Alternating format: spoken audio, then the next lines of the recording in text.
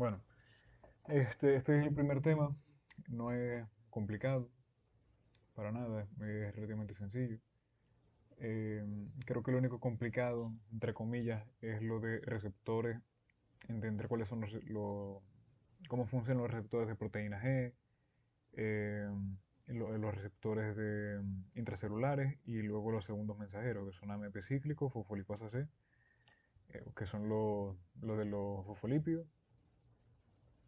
Y ya, realmente eso es lo más importante. Hay unos detalles, otro tipo de receptores y tal, pero no es nada finalmente importante. Bueno, Ok. el primer punto son los tipos de hormonas. Eh, pero antes, primero que una hormona es básicamente cualquier sustancia, proteína o elemento del cuerpo que funcione como mensajero químico e influye en las actividades de las células, tejidos y órganos del cuerpo. Esto es, por ejemplo, la adrenalina, que es una hormona muy conocida que va a, eh, por lo general, acelerar procesos de los órganos. Va a aumentar la frecuencia cardíaca, va a aumentar la fuerza muscular, puede aumentar los procesos mentales también. Va a estimular varios sistemas, como el sistema renina, angiotensina y aldosterona. Pero también hay hormonas que pueden inhibir funciones. ¿Ya? Hay hormonas que pueden inhibir los segundos mensajeros de AMP cíclico y por lo tanto pueden reducir sus concentraciones y reducir el efecto celular de respuesta a hormonas.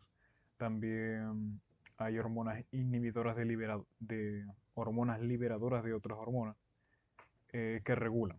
¿Ya? Entonces hay tanto hormonas que estimulan funciones como hormonas que reprimen o inhiben funciones corporales. Bueno, eh, los tipos de hormonas son varios, aquí están catalogados. Primero son los neurotransmisores, esos son la acetilcolina y la noradrenalina principalmente.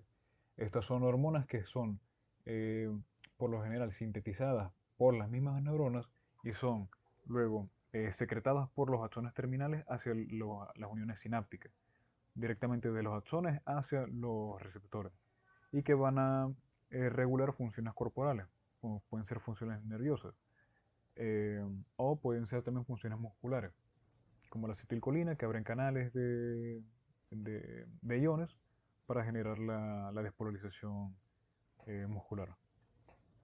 Luego también están las hormonas endocrinas, que estas son hormonas que viajan hacia la sangre eh, y se dirigen hacia otras partes del cuerpo. Normalmente son como hormonas que hacen, por así decirlo, como un viaje mediante la circulación.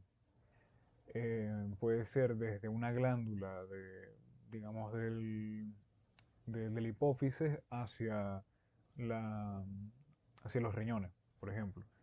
La neurohipófisis, por ejemplo, tiene varias hormonas, la adenopófisis también. Un ejemplo es la vasopresina, que va hacia los riñones, hacia las células tubulares y va a ejercer sus efectos allí. Eh, Está el término células diana, que aquí pongo entre paréntesis objetivo. Diana y objetivo es lo mismo. Hormonas neuroendocrinas, que son hormonas liberadas hacia la sangre. Esto es más específico para las hormonas hipofisiarias, ya que son sintetizadas por neuronas, sin embargo son liberadas hacia la sangre. Eh, las hormonas paracrinas son hormonas que van a ser liberadas por unas glándulas o unas células especiales y van a alterar el funcionamiento de células adyacentes o células circundantes o vecinas. Eh, y hormonas autocrinas son eh, hormonas que son secretadas por una célula o una glándula y que va a influir en la misma célula que lo secretó.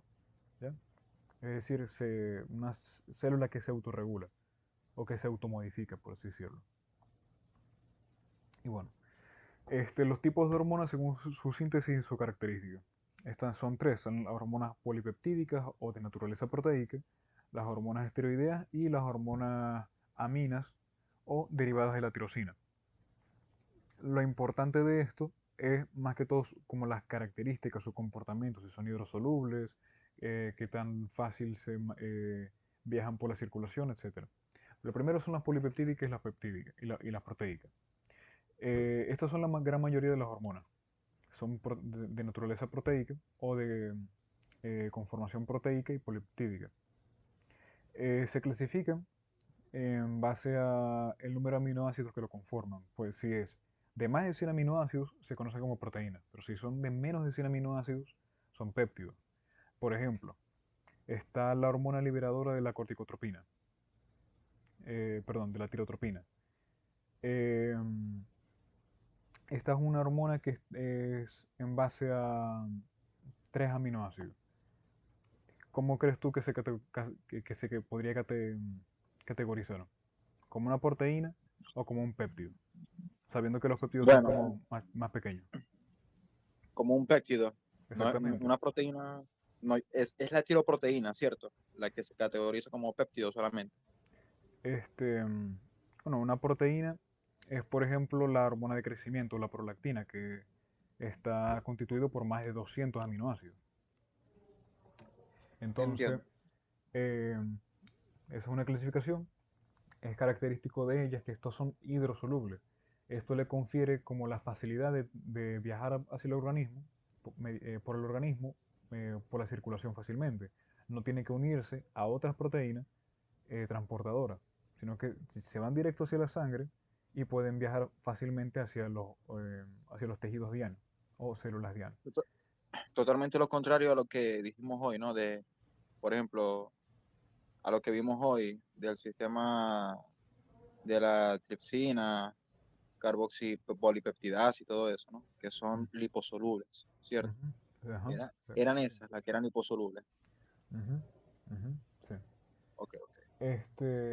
Luego vamos a hablar un poco de las esteroideas, pero básicamente lo contrario. Como estas proteínas, estas hormonas proteicas son hidrosolubles, pueden viajar fácilmente por la circulación. Esto va a generar que tengan una reacción rápida en el cuerpo una vez son sintetizadas y liberadas. Son sintetizadas, luego se liberan y son fácilmente, llegan en segundos o minutos hacia sus receptores diana y por lo tanto van a ejercer sus efectos muy rápidamente. También eso va a provocar que tengan una vida media muchísimo más corta. Pueden ser minutos o máximo horas.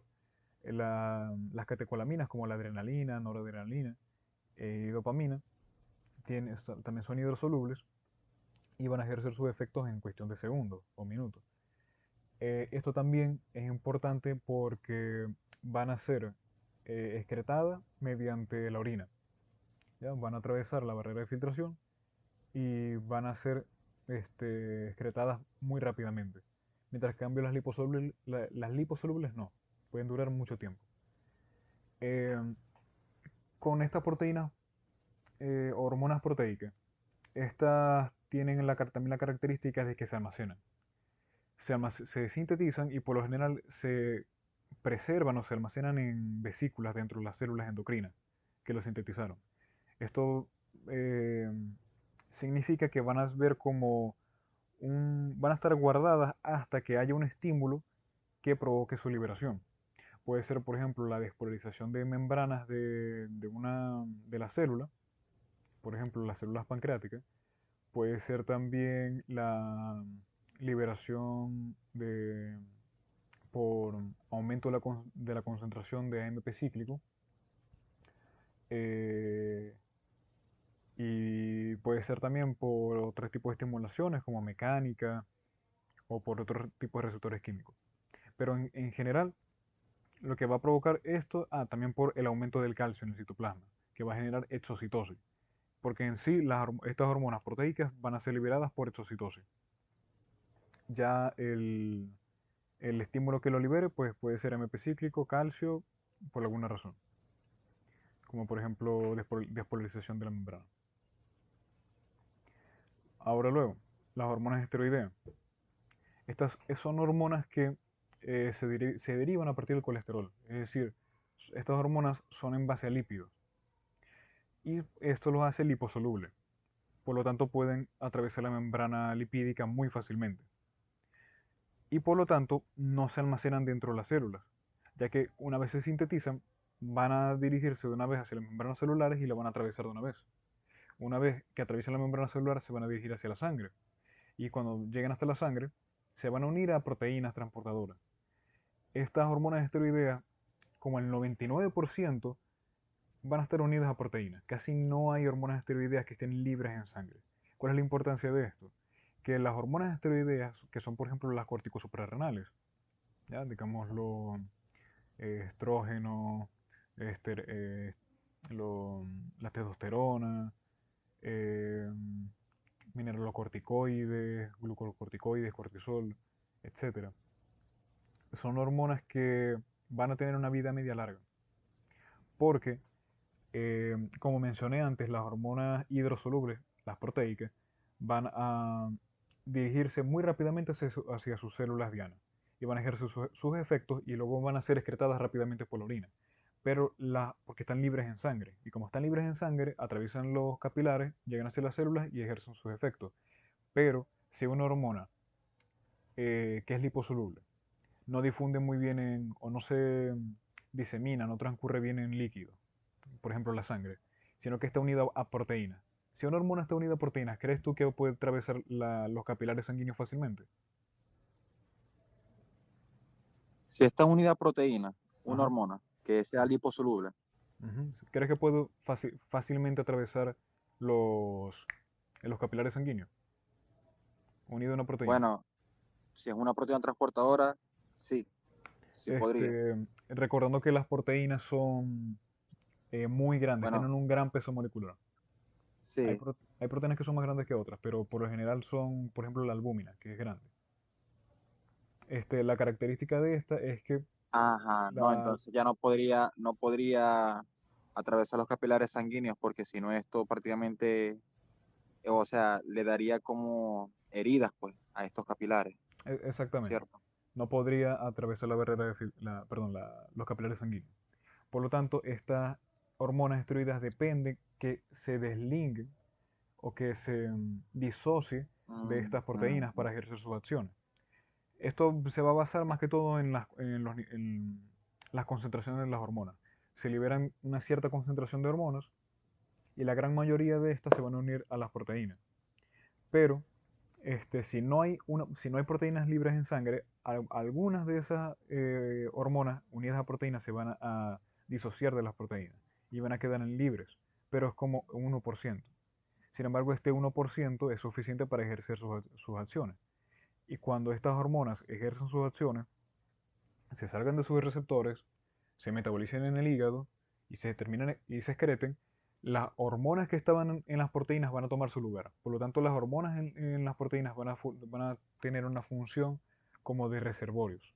Cuando ya las hormonas libres como terminen de hacer su acción, ahora le toca a las otras proteínas que están unidas a las proteínas, las otras hormonas unidas a proteínas. Esto significa que van a tener una vida media muy larga. Hay hormonas esteroideas que pueden tener una vida media de horas, días o incluso hasta meses, en el caso de las hormonas tiroideas. Eh, este, y, y la excreción no va a ser renal, porque no son hidrosolubles. Si llegan hacia los túbulos renales, eh, se van a ir por difusión de nuevo hacia la circulación. Por lo tanto, la única manera que se excreten va a ser en el hígado. Estas hormonas en el hígado se van a metabolizar y ahí se van a hacer hidrosolubles. Y a partir de ahí pueden ya ser excretadas renalmente o van a ir en la mayoría de las hormonas tiroideas hacia la bilis y van a ser eliminadas mediante la excreción biliar. Las hormonas esteroideas. En el Sí. hígado es donde se va a Ujú. hacer hidrosoluble, ¿cierto? Sí. Ujú. Y por lo general las hormonas Ok, tiroideas van a ser excretadas en la bilis. ok. Por eso la pregunta mía del profesor de que si hay una colestasis, si hay una disminución del flujo, pensaba yo que podría haber una alteración de las hormonas tiroideas, que sí puede haber, sin embargo no va a ser tan grave como para provocar un síndrome de Cushing. Ahora, el tercer tipo de hormonas son las hormonas amínicas. Estas son derivadas del aminoácido tirosina. Em, se llaman amínicas porque estos son a partir de una modificación de este aminoácido, de la tirosina, en el que se le removió el grupo carboxilo. Recordando que los aminoácidos son sustancias, eh, son estructuras que contienen un grupo carboxilo y un grupo amino. El grupo Tipo amino. carboxilo Ajá. se remueve y queda únicamente el grupo amino. A partir de ahí se forman las hormonas amínicas. Estos son dos grupos, las tiroideas y las catecolaminas. Las tiroideas es eh, T3 y T4. T3 es triotironina y T4 es tiroxina. Estas son hormonas producidas por la glándula tiroides y son almacenadas allí, eh, en proteínas de tiroglobulina. Son liposolubles. ¿Recuerdas ahorita que dije que las hormonas tiroideas se van a unir a a proteínas transportadoras? En el caso de Sí. las hormonas tiroideas, es la tiroglobulina la que se van a unir. Sin embargo, cuando ya salen a la circulación, son otras proteínas. Se llamaba, creo que, hormona ligadora de tiroxina. Creo que era. Y lo que va a provocar es que va a durar meses la liberación o la presencia de hormonas tiroideas en la sangre. Pueden ser también días. Depende de las necesidades del cuerpo y las concentraciones de las hormonas. Y las catecolaminas, que son la adrenalina, noradrenalina y dopamina. Son producidas y almacenadas en la médula suprarrenal y son hidrosolubles. Por lo tanto, no van a necesitar proteínas transportadoras y van a tener una vida media, por lo tanto, mucho menor. Em, la diferencia en cuanto a los receptores de estas hormonas es que las hormonas hidrosolubles no pueden atravesar fácilmente la membrana celular. Por lo tanto, ¿dónde crees tú que estarían los receptores de las hormonas hidrosolubles? ¿En la misma membrana, porque así no la tienen que atravesar, o dentro de la célula? ¿Cómo sería más Ok. fácil? Una hormona hidrosoluble no puede atravesar fácilmente la membrana celular, porque no es liposoluble. Si yo soy una hormona hidrosoluble, ¿qué sería más fácil para mí? Que el receptor esté en el exterior de la célula, en la membrana. Que el receptor esté en el exterior de la célula, porque dentro de la célula tendría que traspasar la membrana y no podría, ¿cierto? Exactamente, muy bien. Esto, esto, ahí entendemos que las hormonas hidrosolubles van a tener receptores ya en la membrana, en la superficie. Pueden ser receptores Mm. transmembrana o receptores periféricos. Mientras que las hormonas esteroideas y las tiroideas, al ser liposolubles, van a tener receptores intracelulares. Ahorita vamos a hablar de cuáles son, pero es muy sencillo realmente. Las hormonas esteroideas por lo general van a tener sus receptores en el citoplasma, mientras que las hormonas tiroideas van a tener sus receptores en el núcleo, directamente en el núcleo. Y las catecolaminas, bueno, son hidrosolubles, entonces funcionan igual que las hormonas proteicas. Realmente la única diferencia entre las catecolaminas y las hormonas eh, proteicas o peptídicas es que las catecolaminas son almacenadas y producidas directamente en la médula suprarrenal y son a partir del aminoácido tirosina. Eh, y tal. Esta parte ya la expliqué, Entiendo. que son las proteicas y catecolaminas circulan en forma libre en la sangre, son de acción rápida y las hormonas tiroideas y tiroideas se unen en su gran mayoría a proteínas plasmáticas para su movilización. La albúmina, por lo general, y actúan como de reservorio, las que están unidas a las proteínas. Y las hormonas libres en sangre, las que no están unidas a la proteína, son las únicas que pueden ejercer su efecto. Eso es algo que también vamos a ver en farmacología. Muchos fármacos también se unen a proteínas plasmáticas, la albúmina por lo general, y solamente los fármacos que están libres en sangre van a poder ejercer sus efectos. Su, eh, su farmacodinámica, creo que era que se decía también. Entonces, Ok. mecanismo de acción de las hormonas. Muy bien, esto es probablemente lo más importante de esto. Primero el receptor hormonal y su activación. Lo primero que va a hacer una hormona es buscar su receptor. Y hay varios tipos de receptores. Hay receptores que están ligados a, a- a enzimas, otros que están ligados a canales iónicos. Por lo tanto, una hormona que está unido, perdón, que se une a un receptor, el cual está unido a un canal iónico, por lo tanto su efecto va a ser obviamente abrir o cerrar ese canal iónico. Es de acción directa. Por ejemplo, la acetilcolina en los receptores musculares, en los receptores muscarínicos de los músculos. Pero la gran mayoría de las hormonas van a tener receptores que hacen sus efectos indirectamente, es decir, no están unidos directamente a las proteínas que van a controlar, sino que van a ser mediante ya sea segundos mensajeros o por la acción de subunidades alfa. En este caso, los receptores unidos a proteína G. Estos son receptores que regulan de manera indirecta proteínas efectoras. Estos pueden ser como enzimas o canales iónicos. Se acoplan a proteínas heterotriméricas de unión a trifosfato de guanosina. Las proteínas heterotriméricas de unión a trifosfato de guanosina se conocen o se abrevian como proteína G. Y el trifosfato de guanosina es el GTP. Estas proteínas G reciben su nombre de G porque se pueden unir a nucleótidos de guanosina, por eso la G. Y lo que van a hacer es que cuando la hormona se une al receptor de la proteína G, van a generar cambios conformacionales y eso va a terminar produciendo los efectos de las hormonas. Y pueden hacer varias cosas, pueden abrir o cerrar canales iónicos, pueden alterar el funcionamiento de enzimas intracelulares o citoplasmáticas y pueden activar la transcripción génica. Ahora, estas proteínas G tienen tres subunidades, por eso son heterotriméricas. Las unidades alfa, beta y gamma. La hormona se une a a su receptor en la proteína, de proteína G por su porción o su dominio extracelular, es decir, la parte externa. Mientras que las proteínas G van a estar en su cola o en su dominio intracelular. La subunidad alfa es la que va a estar unida al GDP, difosfato de guanosina. Cuando la hormona se une al receptor de unión a proteína G, va a haber un cambio conformacional, como mencioné antes, y la subunidad alfa va a cambiar su difosfato de guanosina por GTP, trifosfato de guanosina. Este cambio conformacional y este cambio por GTP va a generar que la subunidad alfa se disocie de este receptor.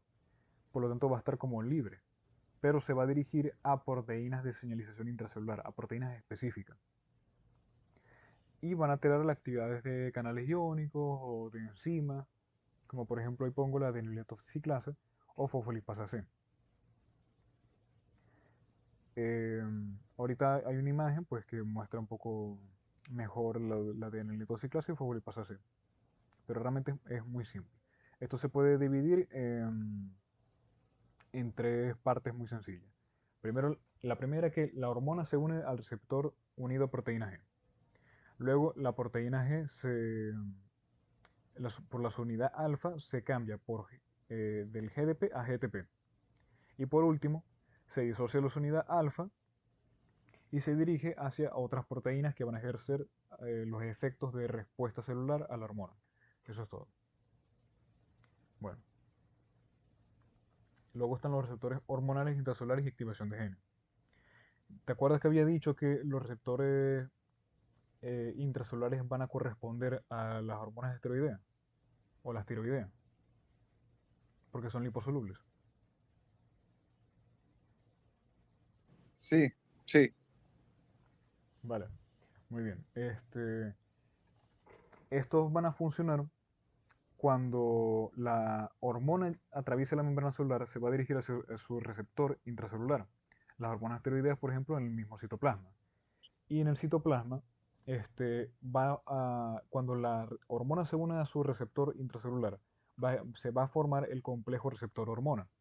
Este complejo receptor hormona se va a dirigir ahora hacia el núcleo y va a ejercer una modificación en transcripción. Porque este complejo receptor hormona se va a unir a al elemento de respuesta a la hormona, el cual es una parte del núcleo que va a alterar la transcripción de genes. Lo puede reprimir o puede estimular la transcripción de genes específicos. Cuando se estimule este elemento de respuesta a la hormona en el núcleo, esto va a generar la formación, la síntesis de ARN mensajero, ARNM. Y esto va a llevar información hacia los ribosomas que van a sintetizar las proteínas específicas. Y pueden ser canales o pueden ser enzimas, pues ya sea intracelulares o de membrana, o enzimas que van a estar destinadas a salir de la célula. Y bueno. Y por lo tanto van a aparecer nuevas proteínas que efectuarán nuevas funciones celulares o que van a modificar las ya existentes. Aquí hay una imagen. Esta es de los receptores intracelulares. Puedes ver aquí que hay una hormona lipófila o liposoluble, va a difundir hacia la membrana y puede ya sea dirigirse directamente hacia el núcleo, como en el caso de las hormonas tiroideas, o una membrana, perdón, un receptor citoplasmático o intracelular, como en el caso de las hormonas esteroideas. Se unen y forman el complejo receptor hormona u hormona receptor. Este luego se va a unir al elemento de respuesta de la hormona y va a estimular el ARN mensajero. Va a estimular la transcripción génica o puede también inhibirla. Y va a ejercer ya si lo estimula, pues tanto va a generar una nueva proteína que puede tener diferentes funciones. Como tal, este mecanismo, la gran mayoría de mecanismos que vamos a ver son iguales en todas las células. Lo que va a diferenciar el efecto que tenga es en la célula específica y obviamente pues la hormona que esté estimulando. Pero incluso una misma hormona puede tener diferentes efectos en diferentes células a pesar de que tenga el mismo mecanismo de acción. Esto es algo que más va a depender de la célula específica a la que se efectúa. Es como decir que la misma llave y la misma puerta, pero que abre diferentes habitaciones, por así decirlo. Eh, y bueno, ahora, también están otros tipos de receptores que son los que ya mencioné, de que unidos a, a canales iónicos. Y luego también están los receptores que funcionan como enzimas directamente. Ya sea que los mismos receptores tienen una porción catalítica que va a efectuar en sí mismo como una enzima, o que se va a unir a una enzima, la va a activar y va a ejercer sus acciones. Y ya está. Eh, Hay Eh, receptores que son así. ¿Ok? Gaby acaba de enviar por el grupo que si se puede grabar la clase, no sé. Sí, le puedes decir que la estoy grabando. Ok, perfecto. Bueno, los mecanismos de segundo mensajero. Esto es también bastante importante. Estos son los que ya mencioné de AMP cíclico y fosfolipasa C, que son los fosfolípidos de la membrana. Eh, Esto es bastante sencillo, la verdad. Esto funciona así. Cuando se activa la proteína G, esto va a pasar lo que ya mencioné. De la subunidad alfa cambia a su GDP por GTP. Por lo tanto, se va a disociar la subunidad alfa y va a activar proteínas intracelulares. En el caso de que se utilice el segundo mensajero, como la adenylatociclasa, AMPC, esta subunidad alfa se va a dirigir hacia la enzima adenylatociclasa. Y esta enzima adenylatociclasa va a catalizar la conversión de ATP intracelular o ATP del citoplasma en AMPC, adenosín monofosfato cíclico. ¿Ok? Y lo que va a hacer esto es que como ahora se aumentan las concentraciones de AMP cíclico, va a aumentar la actividad o va a activar la actividad de la enzima dependiente del AMP cíclico.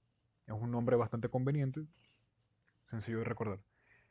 Esta enzima dependiente del AMP cíclico va a fosforilar a otras proteínas intracelulares y va a producir reacciones químicas que van a terminar haciendo, en última instancia, los efectos de la respuesta celular a la hormona. También puede haber una proteína G inhibidora. Lo que mencioné antes es la proteína G estimuladora. La proteína G inhibidora lo que va a hacer es reducir la formación y las concentraciones de AMP cíclico. Por lo tanto, va a pedir la fosforilización de estas proteínas que mencioné antes, lo que va a inhibir la acción de respuesta celular a la hormona. Eso también puede dividirse en tres partes fundamentales. La primera parte es cuando la hormona se une al receptor de proteína G, que se disocia la subunidad alfa, y la segunda parte es cuando se une la adenilatoxiclasa. La adenilatoxiclasa va a convertir el ATP de la célula en AMPC.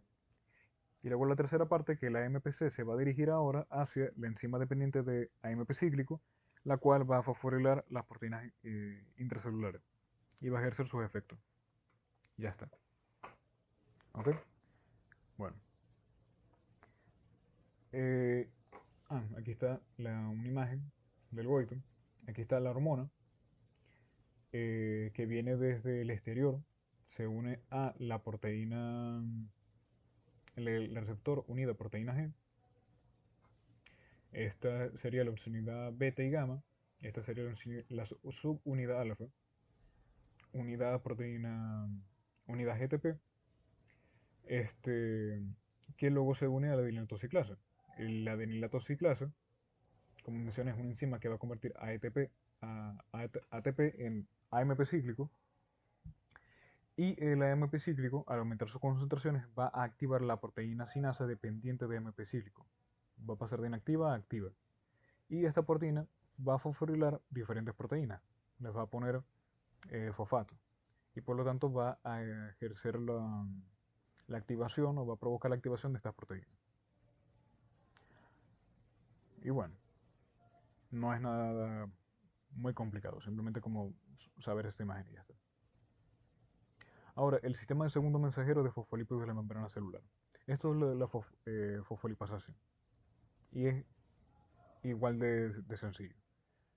Está esta hormona que se une a receptores transmembrana, proteína G, y esta va a activar ahora la fosfolipasa C. Esta fosfolipasa C es una enzima que va a catalizar o va a convertir a fosfolípidos de la misma membrana celular, especialmente el difosfato de fosfatidilinositol, se abrevia como PIP2, formando dos segundos mensajeros distintos. Van a cumplir dos funciones distintas, estos dos segundos mensajeros. Recordando que provienen principalmente del difosfato de fosfatidilinositol. Estos son el trifosfato de inositol y el diacilglicerol. El trifosfato de inositol lo que va a hacer principalmente es provocar la movilización de calcio, ya sea del retículo endoplásmico o de las mitocondrias, y va a estar más implicado en, por ejemplo, la contracción muscular o de la exocitosis de otras sustancias.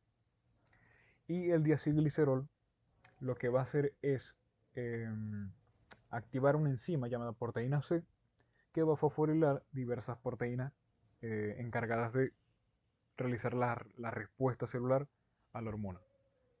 Y ya está, eso es todo. Aquí hay una imagen. La hormona peptídica se une a su receptor, proteína G. Esto va a activar por lo de la subunidad alfa, se disocia, GDP por GTP, se dirige hacia la fosfolipasa C, y esto va a provocar que, lo que mencioné, que el PIP2, el difosfato de fosfatidinosidol, se convierta ahora en IP3, en el trifosfato de inositol. Eso. Ahora el diacilglicerol también se va a formar a partir de este. Y van a tener dos funciones. El IP3, como mencioné, se va a ir hacia ese retículo endoplásmico, la mitocondria, y va a movilizar calcio. Mientras que el diacilglicerol se va a unir a la proteína sinasa C y va a provocar la fosforilación de otras proteínas. Ya está. Entonces, IP3 se une a retículo endoplásmico o se dirige hasta acá y provoca la movilización de calcio. Esto puede generar respuesta celular o también puede provocar que esta misma movilización de calcio provoque exocitosis este, de diferentes sustancias y generan allí la secreción de enzimas, por ejemplo, y va a generar la respuesta celular. Este, y el diacilglicerol, pues, proteína asesinase, fosforilización y respuesta celular. Y ya está. Eso es todo lo importante del primer capítulo. Como dije, bastante corto. Eh, ¿Hay algo que debería repetir? ¿Algún punto, algo así? Bueno, sería cuestión de volver a ver cómo serían los mecanismos de segundo mensajero. eh, pero bueno, ajá, de verdad que se explicó muy bien. Eso simplemente hay que repasar. Claro, Este, cuando tú puedes ver, dime. puedes poner el que estaba antes de mecanismos, o sea, puedes subir hacia arriba un momento. Claro. Ajá. El primer mecanismo, ¿cuál sería? Este, El que hablábamos. el primer que hablamos fue acerca este, mm, de la dinatociclasa y luego hablamos del Ajá, fosfolipasa C. Este es ya respecto al mecanismo bueno, de segundo mensajero. Este es el mecanismo básico de los receptores de esteroideos. El otro que hablamos acerca de los receptores de hormonas proteicas. De las hormonas proteicas no tengo aquí una imagen, quizás lo debería poner ahorita, eh, pero, es, pero es básicamente lo de la proteína G, su unidad alfa, se dirige hacia proteínas intracelulares y la fosforilan y ya está. Em, y las proteínas esteroideas pues van a tener receptores intracelulares o esteroideos y se van a dirigir hacia el elemento de respuesta a hormona y van a ejercer sus funciones de transcripción. Ya está. Ahora, luego también está... bueno, esto es un ejemplo de proteína hidrosoluble. La hormona no atravesó, de hormona hidrosoluble, la hormona no atravesó la membrana, sino que únicamente se quedó en el receptor transmembrana y va a ejercer sus efectos pues, por su cola intracelular del GTP. Ya está. Ahora, esto es bastante sencillo de comprender cuando una vez que ya lo estás leyendo o ves la imagen. Pero como tal, voy a ver si me quedo algún detalle, algo así. ¿Cuál, cuál página? Ajá, 936 de Goiton House. Bueno, Ok, 913. ¿podrías pasar también el documento, Mantilla, por el grupo? Claro, sí. Ujú. O sea, el documento del resumen que hiciste, pues, de lo más importante, por Ah, favor. sí, eso también. Está bien. Lo pensaba pasar completo una vez que casi lo termine. Entiendo, entiendo. Ah, también sale Bueno, esto está bien. de lo cuales son diferentes hormonas, sus funciones, estructura química. Esto más que todo se va a aprender después en los siguientes temas. Pero se le puede echar un ojo a esto. Eh, Importante. mm, no, yo Como ya, tal, todos los ya apliqué temas que todo esto. estamos viendo, Mantilla, empiezan desde el capítulo 936 de Goiton y Hall. Sí, por ahí. Ujú. Este es el capítulo 75, si no me equivoco. O sea, sí, sí, sí. Pero Sí, en el PDF se ve como 936. sí, aquí está el número malo, pero aquí es el número de página de verdad. Ok, ok. Bueno, excelente, excelente. Ujú. Bueno, aquí otra imagen de la proteína G. Aquí está en su forma inactiva, unidad GDP, luego en su Mm, forma activa, cuando se une a la hormona, se cambia el GDP por GTP, en la subunidad alfa. Y luego la subunidad alfa guanecito, no sé si se puede. se disocia y se dirige hacia otra proteína intracelular y va a ejercer sus efectos. El efecto que realicen va a depender de la hormona y de la célula De la hormona. endocrina. Ya está. Y esta imagen de aquí es simplemente un ejemplo de de otra hormona. Estos son receptores de leptina, que esto tiene que ver con los adipocitos, pero no me pareció que es importante. Por eso lo mencionó, pero creo que no lo explicó. Si no, creo que mandó a buscarlo, pues. Creo que alguien lo iba a poner o algo así. Sí, sí. Eh, ¿Y qué más? Mm, sí, eso es todo, básicamente. Luego también habla un poco aquí al final de las hormonas tiroideas, pero no explica mucho. Sí, eso ya es como para los otros capítulos. La hormona tiroxina y tiroidotironina, T4 y T3, van a tener sus receptores en el núcleo de la célula, en vez de en el citoplasma como las hormonas esteroideas, digo. Y ya, eso es todo. Em, Entendido. y eso es todo. Y creo que lo más complicado es recordar que se llama difosfato de fosfatidilnositol y trifosfato de inositol. Y ya.